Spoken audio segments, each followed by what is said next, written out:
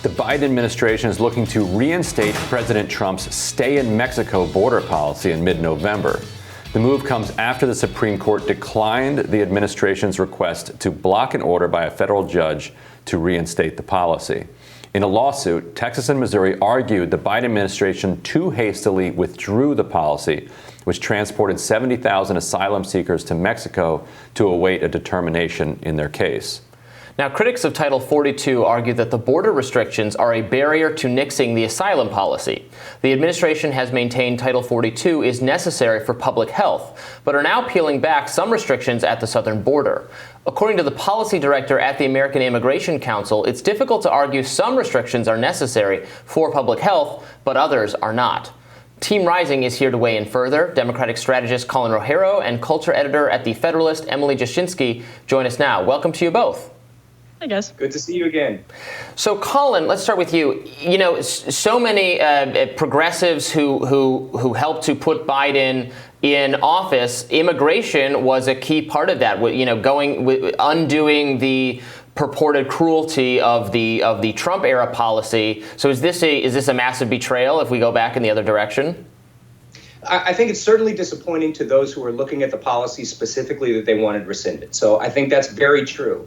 I think what we are struggling with is a mass influx of refugees and those seeking asylum, and the Biden administration is presently looking at ways to actually be able to fundamentally deal with it. It's a very difficult proposition, and the amount of those seeking asylum and seeking, to enter the United States has increased exponentially. And I think what's happening is they need a pause, so to speak, so that they can actually functionally put the infrastructure behind being able to process these people in an increased way. Because if we remember, the Trump administration basically processed no one and put a pause on everyone and made everybody hang out on the other side of the border. And that is the cruelty that we are looking to stop and move forward in a more humane way, in a way that actually people on the left side feel is in line with progressive policies and the fundamental positions that the United States has historically had towards refugees and immigrants and those seeking asylum in the United States. And Emily, what's the functional role of the courts here? Like, who's actually making this immigration policy?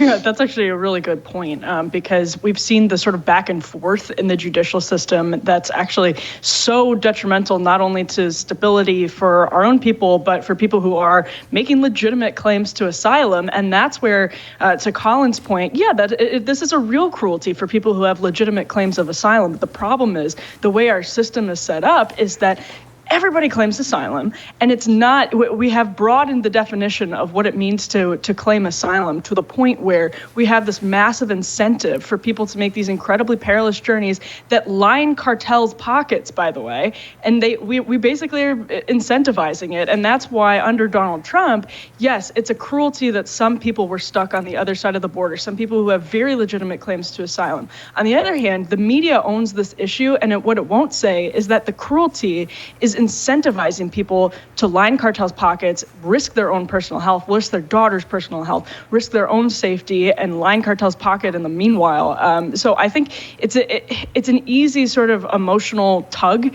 and I understand that, and there are very legitimate reasons for that. This is a tough issue on both sides, but there's also a cruelty to sort of incentivizing people to make those journeys. And if you talk to reporters on the border right now who are actually interviewing immigrants, a lot of them are saying, we're coming because Joe Biden, we've heard, is letting people in. Right.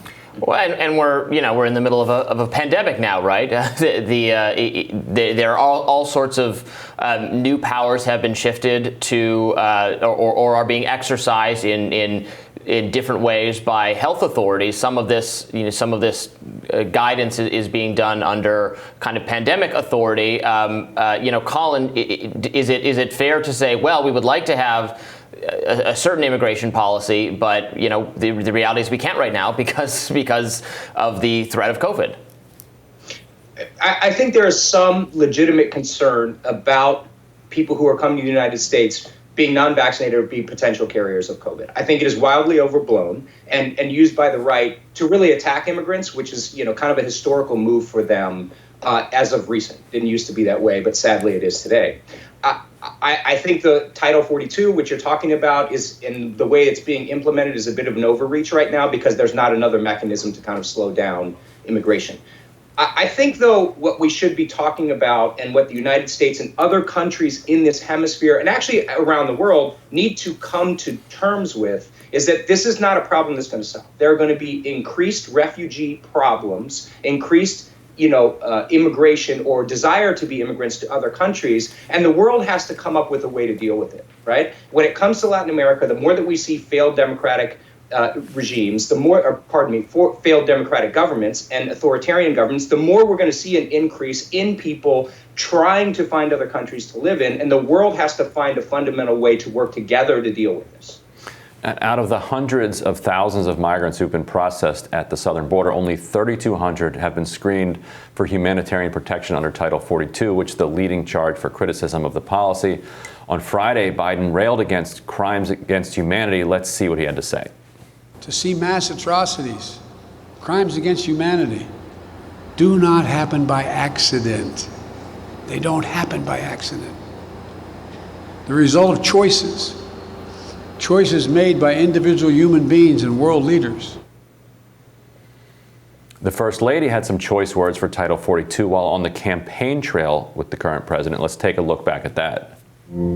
This is not who we are as Americans. America is a country of immigrants. These people are asylum seekers, and that's why we need a change in our administration, because we can't treat people like this. Colin, you're involved with a lot of Democratic campaigns around the country. How are campaigns thinking about the issue of immigration nowadays? Because in Europe, after the kind of the Syrian migration, you saw the left there basically become anti-immigrant, and I'm wondering if there's a possibility that Democrats in the United States eventually wind up there too. I would say it's highly unlikely. And if we're talking about federal races, it's very geographically specific. Oddly enough, the closer you are to the border, the less people are vehemently opposed to immigrants and to immigration and view the southern border as a serious problem. So in areas in Texas, even where a lot of these migrants are actually trying to enter the United States and other border states, it's not so much of a problem and concern because there's a long history of immigration and actually cross-border commerce that happens pretty regularly. You have more concern with it, oddly enough, in states where people don't actually deal with immigration all that much, in Nebraska and Iowa, and places where I think it's more of a hot button issue because they see people and wanting to enter the United States as immigrants, as different than they are. And I just don't see any world where you have a grand group of Democrats becoming anti-immigrant. It's just not part of the DNA. We have been a friend of immigrants. We are a party that makes specific appeals to new immigrants as they become citizens to exercise their right to vote and take part in the American democracy. And so I would say that there's basically zero chance that they flip. You may have some states and some congressional districts where there's slightly different messaging on it, but generally I highly doubt that. Emily, does this decision, Biden going back on this, create opportunities for Republicans to hammer him on hypocrisy, or does it undercut, the argument that they'd like to make that illegal immigration is out of control and only we can do something about it? Well, I think it will undercut that argument because I think it will be helpful to, again, stopping this, which I would call a humanitarian crisis of people pouring up through Central America, through Mexico. Again, I'll add, and it's not what people like to talk about, but it's true, lining cartels' pockets and boosting their power and their influence over Central America, over Mexico. And so, yeah, I think it will undercut the Republican argument because I think it will have an effect on sort of mitigating the surge. Now, I don't know how much it will mitigate the surge, and we'll see that play out, but it does sort of, it will undercut the argument, but it will also make the point that you have to have some messaging and posture that is, sadly, I mean, you can't just say, come, and nobody's saying that. I don't mean to make that point, but you have to be really careful not to even imply it, because that's what, again, when you talk to people down there, they're saying that's what we heard. And so it has to be a very firm message. You have to have firm policies. And that's an important part of this, sadly, and I don't like it, but it is true. Emily, Colin, thank you so much for joining us. Thanks, guys. Thank you. Next on Rising, musician and labor historian Joey DeFrancesco joins us.